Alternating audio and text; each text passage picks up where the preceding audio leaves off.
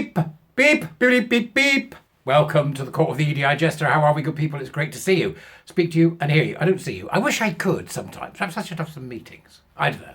I'll have to give that some thought. But the first thought is, Warrior Teacher Programme, 2 days, bang, getting started. If you're going to come and join us, now's the time because you've got 2 days to sign up. Bit late, but there we go. Let's see if you want to. Cymru.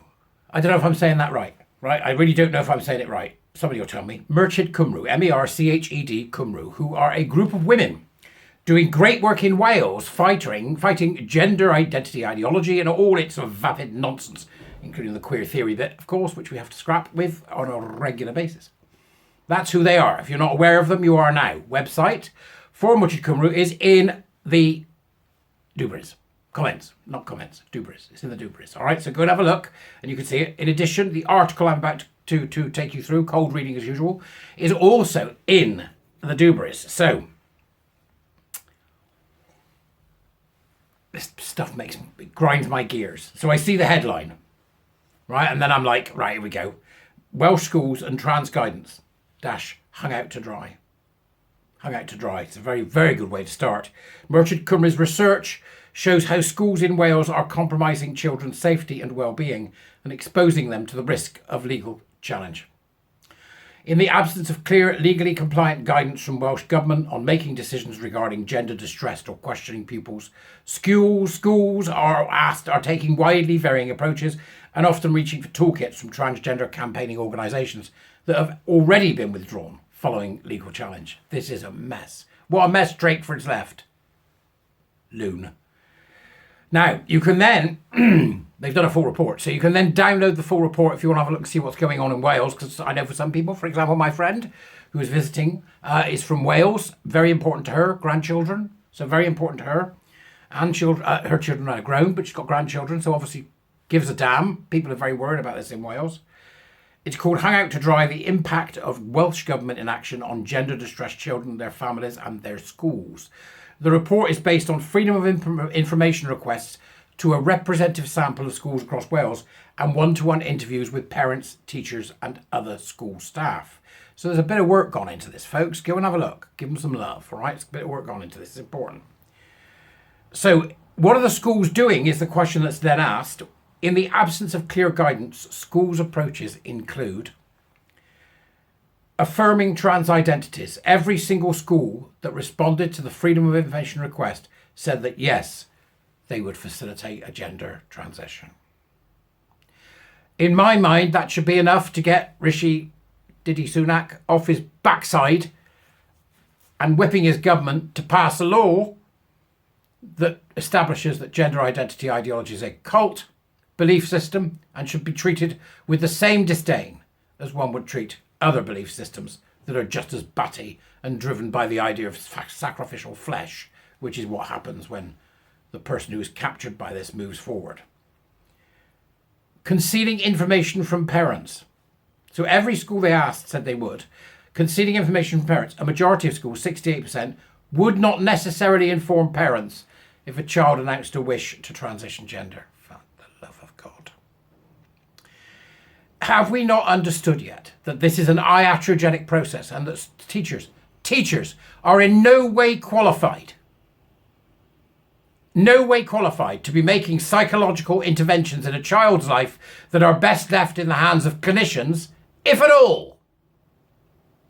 Have we not learned that yet? They obviously haven't in Wales. Allowing access to opposite sex facilities. It's every tick of the box, isn't it?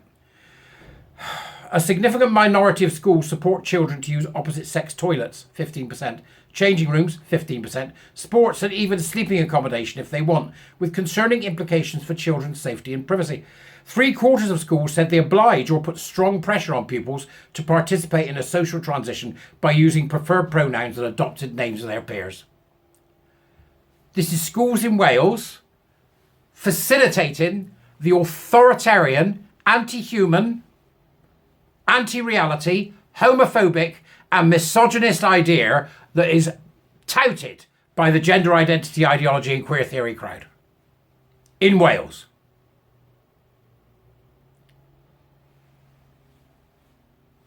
Yes, precisely. Yep, gobsmacked.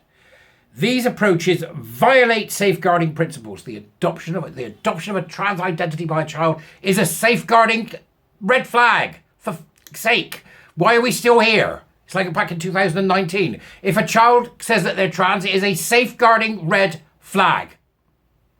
That they are unwell. If a child says they are I'm non-binary, then they are unwell. It is a safeguarding red flag. For the love of God. Woo! They also ignore the right to belief of children. So, with the forced speech, teachers and other school staff is protected under the Equality Act 2010. They are doing real harm to children and their families, as the parents and teachers quoted in the report show. Get your head around this. The school have referred us to social services 3 times now because we're not affirming our daughter's trans identity. It's caused a huge rift in our family. Now, we have to understand just what that is. We have to understand exactly what that one single thing is. And what that one single thing is the state enforcing a state-sanctioned religion upon individual citizens in that state, Wales. It is the enforcement by an authoritarian state of a state-sanctioned religion upon the ordinary people of Wales. That's what it is. That's what it is. In essence, they are creating by default blasphemers.